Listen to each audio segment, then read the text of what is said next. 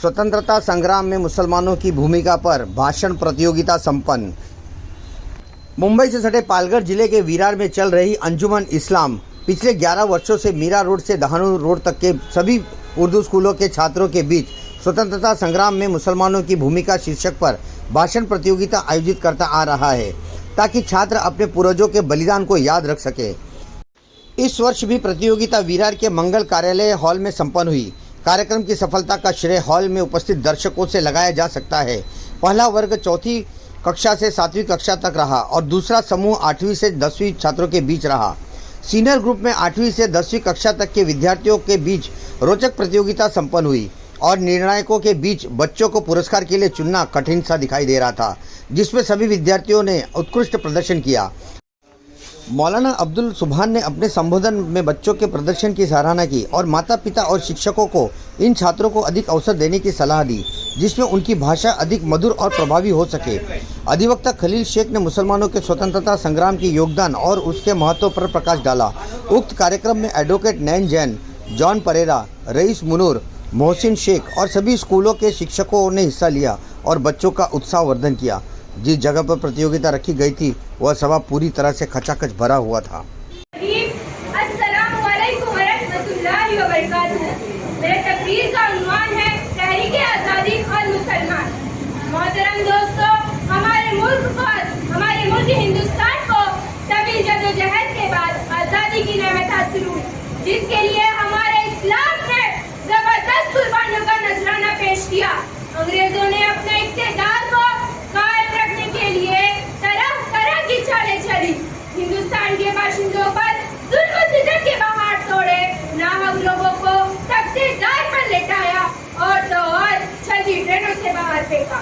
इनके जुल्म सितम को रोकने और तोखे गुलामी को है। हिंदुस्तान की तारीख और कहानी मुसलमानों के खून से लिखी गई है। अगर मुसलमान न होते तो ये हिंदुस्तान कभी आजाद नहीं होता। ये मैं नहीं कहती, ना ही आम हिंदुस्तानी सियासी रहनुमाओं का कहना है। ये अल्फाज है मशहूर व मुमताज सहाबी व अदब खुशबंसी के है। आज हमारे हुकूमत पर शक किया जा रहा है, हमें गद्दार कहकर हमसे वफादारी का सबूत मांगा जा रहा है, हमारे ऊपर झूठे प्रोपेगेंडे किए जा रहे हैं। लेकिन सच तो यह है, मिट्टी की मोहब्बत में हम आश्रिता सरोगे, मिट्टी की मोहब्बत में हम आश्रिता सरोगे वो कर भी चुका है जो वाजिब बिना थे खुदा।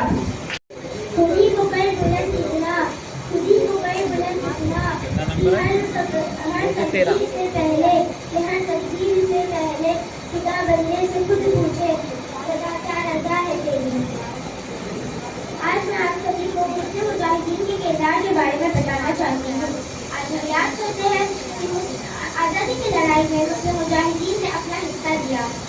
हमने लड़ाई की सरजमीन पर मुगल बादशाहों ने सैकड़ों बरस इंतहाई इंसाफ के साथ हुकूमत की, लेकिन एक वक्त वो भी आया कि जब तन के गोरे और मन के काले अंग्रेजों ने इस हिंदुस्तान की सरजमीन पर कब्जा कर लिया और हिंदुस्तान के बाशिंदों का जीना हराम कर दिया।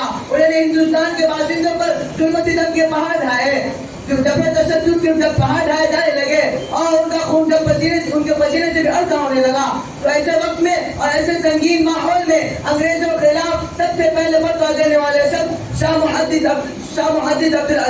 अब्दुल अजीज मुहद्दिस देलवी रहमतुल्लाह अलैह थे। उनके फतवे का यह असर हुआ कि हिंदुस्तान के चप्पे चप्पे में जंग आजादी के शोले भड़कने लगे।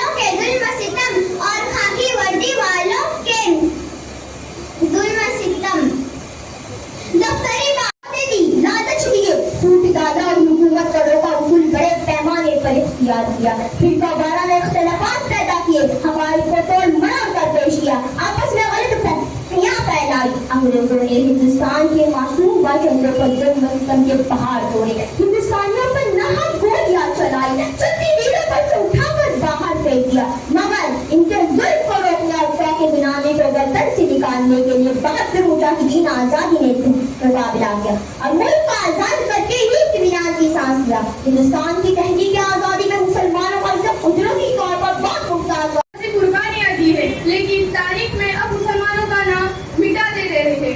जैसा कि हम जानते हैं, हिंदुस्तान को कभी जद्दोजहद के बाद आजादी की नेमत हासिल हुई, जिसके लिए हमारे अस्लाफ ने एक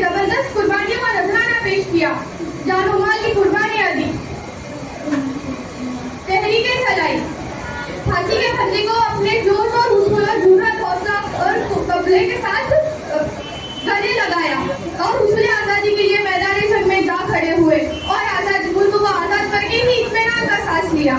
जैसा कि हम जानते हैं, हिंदू ऐसा एक ही बात नहीं है कि अंग्रेज हुक्मरान ने हुकूमत के लिए अपनी कोशिशें नहीं की। इसके बाद अपने इक़्तिदार को कायम रखने के लिए अंग्रेज हुक्मरानों ने तरह तरह के चालें चली, रिश्वतें दी, लालच दिए, फूट डालो और हुकूमत करो जैसे उसूल का बड़े पैमाने पर इख्तियार किया। अस्सलामुअलैकुम वरहमतुल्लाहि वबरकातुहू।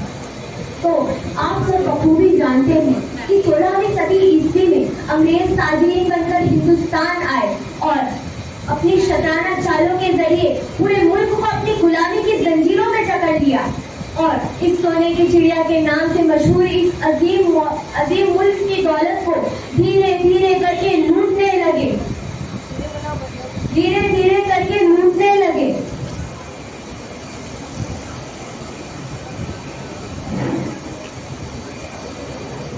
लड़ाओ और हुकूमत करो जैसी मकाराना पॉलिसी अपनाकर हिंदुओं और मुसलमानों के दरमियान मुनाफियत की ऐसी बीज बो दी कि आज तक खत्म होने याद करते हैं तो दिल रंजीदा हो जाता है। सारे गवाह हैं इस जंग आजादी में मुसलमानों ने फिर खुसूस उलमा ने अपनी जानों का नजराना पेश किया।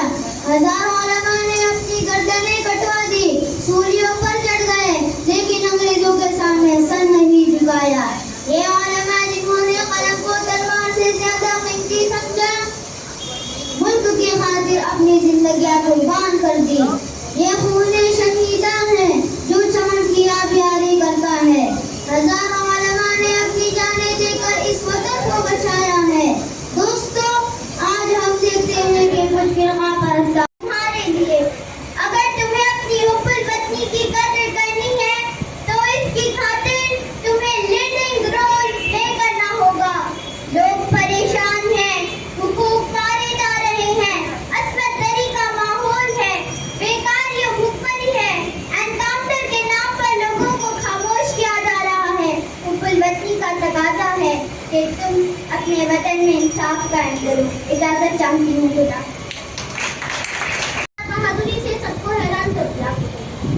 एक ऐसी अजीम खातून थी कि अम्मा जो अपने बेटों के साथ तहरीक आजादी में शामिल हुई। उन्होंने लोगों को अंग्रेजों के खिलाफ जंग लड़ने की हिम्मत दी। उनकी हिम्मत और बहादुरी की मिसालें आज भी हमें बताती हैं कि औरतें भी मुल्क की आजादी के लिए कुछ बड़ी कुर्बानियां दे सकती हैं। उन्होंने लोगों को अंग्रेजों के खिलाफ जंग लड़ने की हिम्मत दी। का फायदा उठाते हुए तख्त से उतारकर कलकत्ता के एक किले में बंद कर दिया। बेगम हजरत महल अंग्रेजों की यह साल समझ ली थी, इसलिए उन्होंने अपने कमर बेटे को तख्त पे बिठाकर ये ऐलान करवा दिया कि हमने अपनी हुकूमत वापस ले ली है। बेहतर होगा कि अंग्रेज हमारे इलाके से निकल जाए। इस ऐलान को सुनने के बाद लोगों में एक नया जोश पैदा हुआ। देखते ही देखते महल के पास वतन मरमर मिटने वाली एक फौज खड़ी हो गई।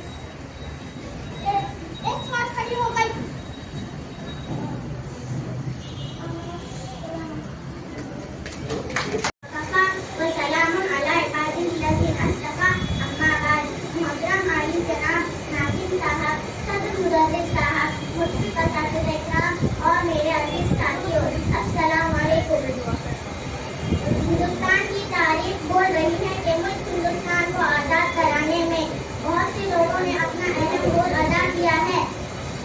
बरतानवी नौआबादियाती निज़ाम से आज़ादी हासिल करने के लिए मुसलमान हुक्मरानों, खुसूसन मदारिस के गोलियां नशीनों और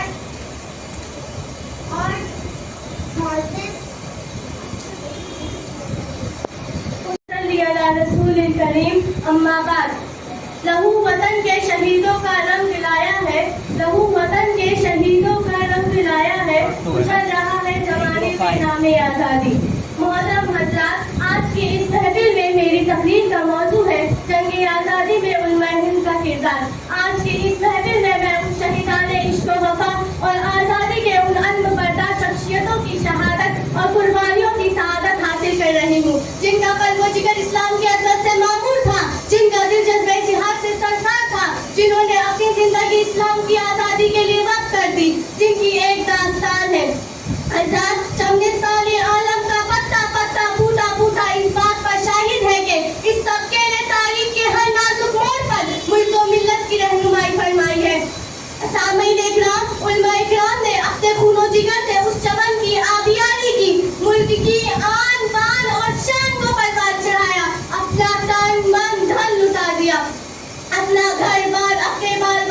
को छोड़ा, कैदोबंद की सोबतें झेली, गोलियों से अपने सीनों को छल्ले किया, मुल्क बदर हुए, अजियत नाक अजाब सहे, फांसी के फंदों को गले लगाया। आज मैं उन्हीं उलमा इकराम की थोड़ी सी तारीफ और अदना सी सुनील करीम अम्माबाद मोहतरम सदर जलसा, ज़ामिने किराम, मेहमाने किराम और मेरे अजीज साथियों, अस्सलामु अलैकुम व रहमतुल्लाहि व बरकातुहू। गुलामी में नाकाम आती है शमशीरें ना तदबीरें, गुलामी में नाकाम आती है शमशीरें ना तदबीरें, जो ज़ौक़े यकी पैदा तो कट जाती है जंजीरें।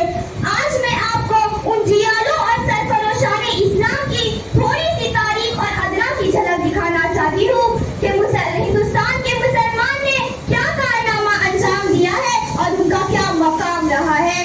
मोहतरम साहब, मैं कह देना चाहती हूँ कि हिंदुस्तान के चप्पे चप्पे पर मुसलमानों की पेशानियों के निशानात है। यहाँ के चप्पे चप्पे पर मुसलमानों के कदमों के छाप है। अगर किसी ने हिंदुस्तान की तारीख को कलम की रोशनाई से लिखा है तो हम वो है जिसने इस मुल्क की तारीख को अपने लहू के कतरों से लिखा है। नफरतों के नाम से भी हम तबस्सुम करते हैं, नफरतों के नाम से भी हम तबस्सुम करते हैं, मोहब्बत के साथ हम तकल्लुम करते हैं।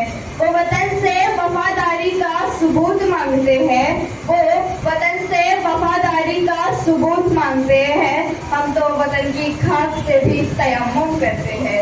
शुक्रिया। की 100 साल जिंदगी से शेर की एक दिन की जिंदगी अच्छी है।